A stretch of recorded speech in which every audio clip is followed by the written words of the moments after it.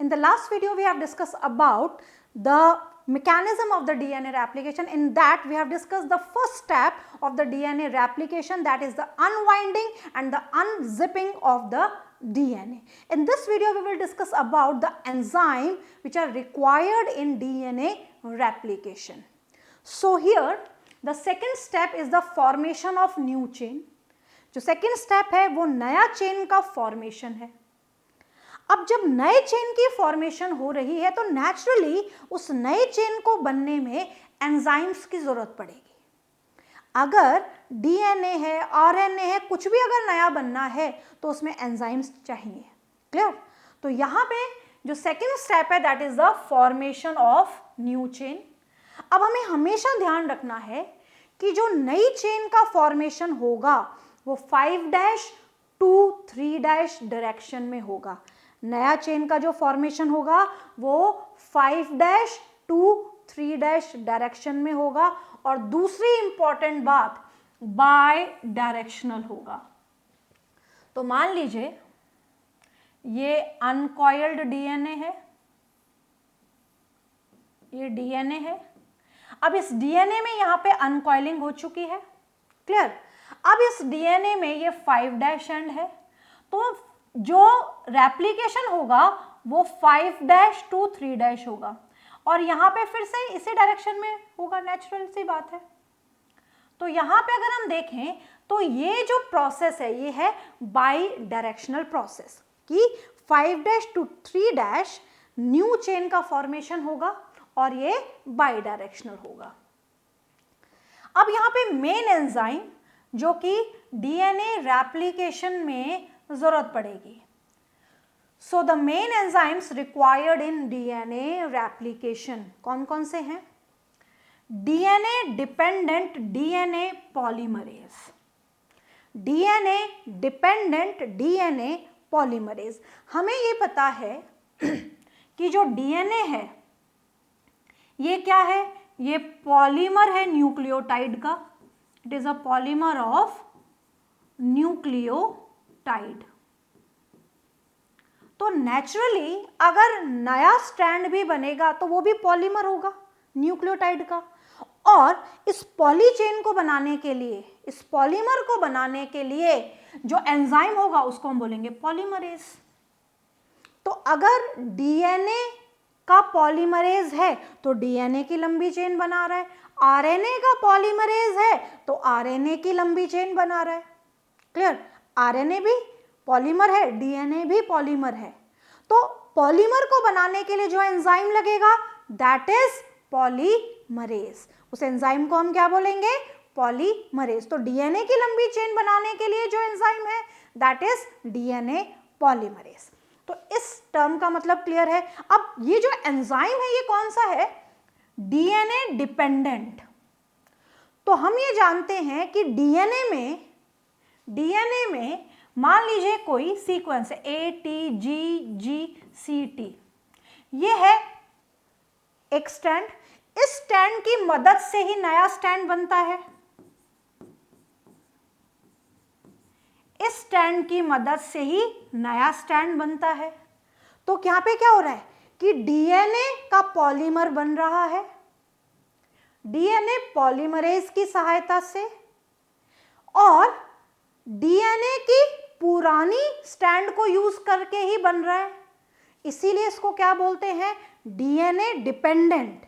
DNA की पुराने stand से, डीएनए के स्टैंड को यूज करके ही क्या बन रहा है? डीएनए का नया स्ट्रैंड. और उसको बनाने में जो एंजाइम काम कर रहा है वो है पॉलीमरेज. इसलिए इसको क्या बोलेंगे? DNA dependent DNA polymerase. DNA पे डिपेंडेंट डीएनए का पॉलीमरेज. अब ये कौन कौन से टाइप के? प्रोकैरियोट्स में ये 3 टाइप के हैं, यूकैरियोट्स में ये 5 टाइप के हैं. तो प्रोकैरियोट्स में DNA polymerase 1, DNA polymerase 2, DNA polymerase 3. इनको हम क्या बोल सकते हैं? DNA dependent DNA polymerase 1, DNA dependent DNA polymerase 2, like that. अब अगर हम यूकैरियोट्स की बात करें तो इसमें अल्फा, बीटा, गामा, डेल्टा इस तरीके से चेन आ जाती है. तो फिलहाल हमें प्रोकैरियोट के हिसाब से पढ़ना है. जो भी हम डिटेलिंग करेंगे वो प्रोकैरियोट्स के हिसाब से करेंगे। क्लियर है?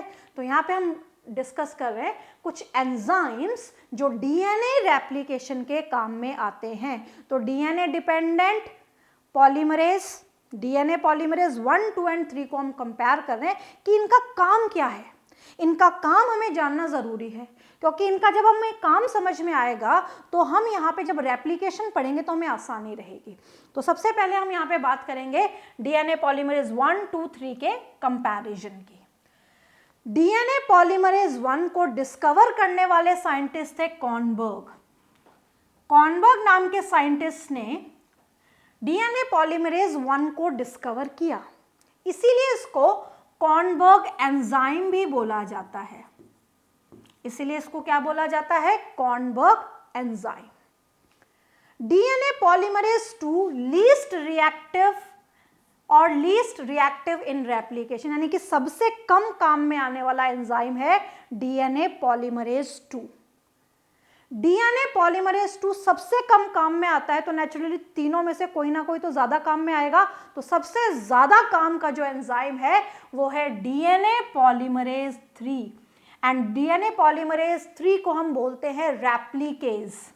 इसको रेप्लिकेज भी बोला जाता है, जो सबसे ज्यादा काम में आता है डीएनए रेप्लिकेशन में, इसीलिए इसको बोला जाता है मेन एंजाइम फॉर रेप्लिकेशन और main enzyme for DNA replication. तो सबसे कम काम में आने वाला सेकंड, सबसे ज्यादा काम में आने वाला थर्ड।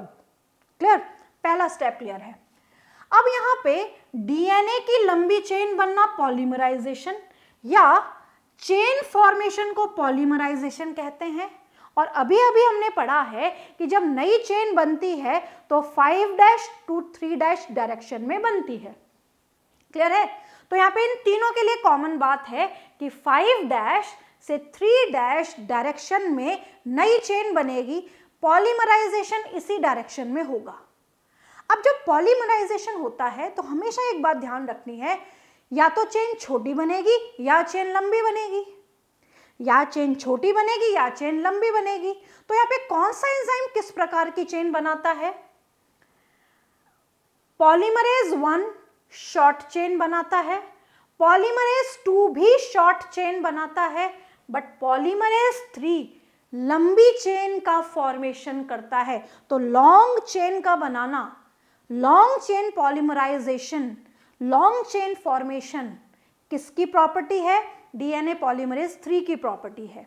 बाकी दोनों शॉर्ट चेन बनाती हैं, बाकी दोनों शॉर्ट चेन का फॉर्मेशन करती है। बट एक इंपॉर्टेंट बात यहाँ पे ध्यान रखनी है कि जो डीएनए पॉलीमरेज 1 है वो छोटी छोटी चेन तो बनाता है, बट गैप को भरने का भी काम करता है, इसलिए इसको बोला जाता है gap filling enzyme.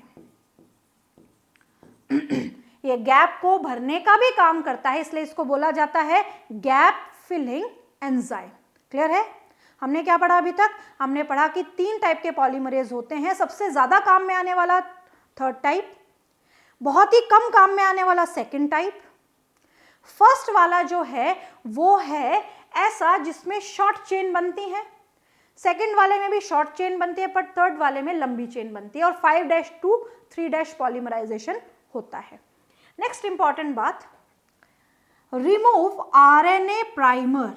RNA primer की डिटेल हम आगे पढ़ेंगे कि आरएनए प्राइमर क्या होता है। अगर यहां समझे छोटी सी बात, तो आरएनए प्राइमर होता है आरएनए का छोटा सा टुकड़ा, शॉर्ट चेन ऑफ आरएनए। अब यहाँ पे जो आरएनए का छोटा सा टुकड़ा है उसको रिमूव क्यों करना है, ये आगे आएगी डिटेलिंग। अब रिमूव करने में डीएनए पॉलीमरेज 1 का रोल है केवल, यानी कि डीएनए पॉलीमरेज 1 ही है जो आरएनए प्राइमर को रिमूव करता है, ये बाकी दोनों आरएनए प्राइमर को रिमूव नहीं करते हैं। आरएनए प्राइमर को रिमूव करने वाला केवल पॉलीमरेज 1, बाकी दोनों का कोई रोल नहीं है आरएनए प्राइमर को रिमूव करने में। आरएनए प्राइमर मैंने आपको बताया छोटी सी चेन होती है आरएनए की, अब ये कहाँ से आती है, इसको क्यों रिमूव किया जाता है, we will discuss it later. Next, DNA repair. DNA repair का क्या मतलब है? मान लीजिए डीएनए की सीक्वेंस है A T G C C T, ए के सामने टी आ गया, टी के सामने ए, जी के सामने सी, सी के सामने जी आना चाहिए था, मान लीजिए यहाँ पे आ गया ए, और यहाँ पे सीक्वेंस सही है। अब ये जो ए यहाँ पे आ चुका है, यहाँ पे जो ये मिस्टेक हो गई है, इस मिस्टेक को ओवरकम करना है, इसको हटाना है, इसको ठीक करना है। तो इसके लिए यहाँ से नाइट्रोजन बेस को हटाना और इसको रिपेयर करना ही डीएनए रिपेयर कहलाता है, कि जो गलती हो चुकी है इस गलती को सुधारना ही डीएनए रिपेयर है। अब इस गलती को सुधारने का काम, ठीक करने का काम कौन करता है? इस गलती को रिपेयर या ठीक करने का काम करता है DNA polymerase 1, DNA polymerase 2। DNA polymerase third one DNA repair में कोई काम नहीं करता है, तो 1 और 2 डीएनए रिपेयर करते हैं। नेक्स्ट आता है 5' to 3' एक्सोन्यूक्लियस एक्टिविटी। हमें ये पता होना चाहिए कि 2 टाइप के एंजाइम्स होते हैं एंडोन्यूक्लियस। मान लीजिए ये डीएनए सीक्वेंस है, इसको मैं पहले ठीक कर देती हूँ।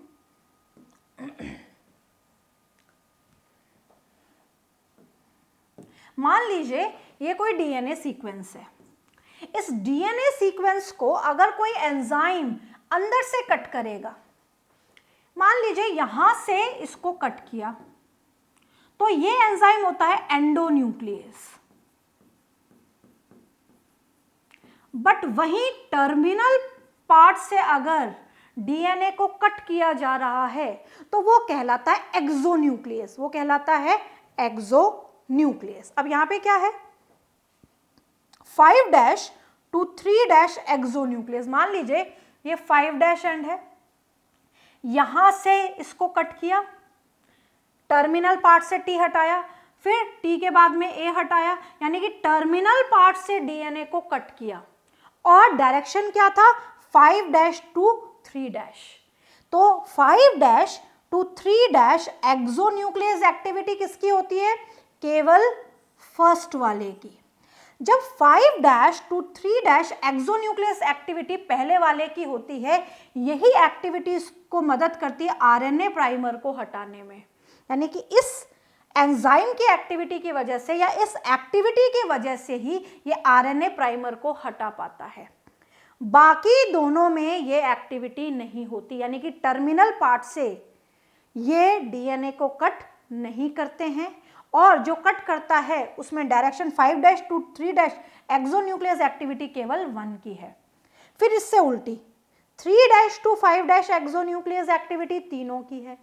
3' to 5' एक्टिविटी में तीनों ही इन्वॉल्व है, तीनों ही डीएनए के टर्मिनल पार्ट से इसको कट करना शुरू करते हैं एंड 3' एंड से टर्मिनल पार्ट से डीएनए के बेस पेयर्स को कट करना शुरू कर देते हैं। तो वो एक्टिविटी होती है 3' to 5' एक्सोन्यूक्लियस एक्टिविटी। तो इस पूरे चार्ट में हमने क्या पढ़ा? 3 टाइप के पॉलीमरेजेस हैं, DNA polymerase 1, DNA polymerase 2, DNA polymerase third 3 polymerase.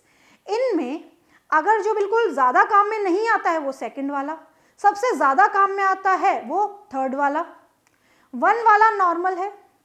फिर चेन फॉर्मेशन कैसे करते हैं? छोटी छोटी चेन बनाने का काम करते हैं 1 और 2, लंबी चेन बनाने का काम करता है तीसरा वाला।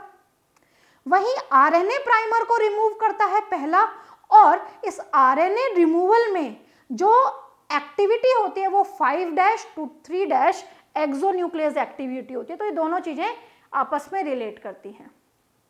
डीएनए को रिपेयर करने का काम फर्स्ट एंड सेकंड करते हैं, थर्ड डीएनए को रिपेयर नहीं करता है। और 3' to 5' एक्सोन्यूक्लियस एक्टिविटी तीनों की होती है। So this is all about the enzymes required in DNA replication. अगर छोटे छोटे और 2 चीजों की डिस्कस करें कि आरएनए प्राइमर क्या है और एक एंजाइम जो है डीएनए लाइगेज वो कैसे काम करता है, तो वो भी हम एक बार यहां समझ लेते हैं। Drawback of polymerase 1, 2 and 3। 1, 2 and 3 polymerase की ड्रॉबैक क्या है? They can't start DNA replication, ये खुद से डीएनए रेप्लिकेशन स्टार्ट नहीं करते हैं। मान लीजिए ये डीएनए है और ये डीएनए यहाँ तक अनकॉइल हो चुका है। ये 5' डायरेक्शन है, ये 3' डायरेक्शन है, यहाँ तक इस डीएनए की अनकॉइलिंग हो चुकी है। अब यहाँ पे बोला जाएगा कि भाई चलो आप तीनों आओ, और यहाँ पे रेप्लिकेशन तो हो चुका है। अब इस रेप्लिकेशन में पहला स्टेप हो चुका है, दैट इज अनवाइंडिंग हो चुकी है। अब इस डीएनए रेप्लिकेशन में नए चेन की फॉर्मेशन को स्टार्ट करो, यानी कि पॉलीमराइजेशन स्टार्ट करो, तो तीनों ही नहीं आएंगे। ये तीनों इसलिए नहीं आएंगे कि इनके आने के लिए, इनको वेलकम करने के लिए कोई आधार नहीं है, कोई बेस नहीं है। तो सबसे पहले इनकी डिमांड होती है कि यहाँ पे बेस बनाया जाए, जिसके बाद ये अपनी एक्टिविटी को शुरू कर सके, और वो बेस बनाने का काम करता है यहाँ पे प्राइमेज नाम का एंजाइम। इस प्राइमेज को हम आरएनए पॉलीमरेज कहते हैं, और ये जो आरएनए पॉलीमरेज है ये क्या करता है, यहाँ पे क्या करता है, ये यहाँ पे 5' एंड पे आरएनए प्राइमर को जोड़ देता है। तो यहाँ पे 5' एंड पे क्या जुड़ गया, आरएनए प्राइमर आके जुड़ गया। आरएनए प्राइमर और प्राइमेज दोनों अलग अलग हैं। प्राइमेज एंजाइम है और इसका काम है आरएनए प्राइमर को जोड़ना, और जब आरएनए प्राइमर आके जुड़ जाता है तो ये फिर अपना काम करते हैं तीनों।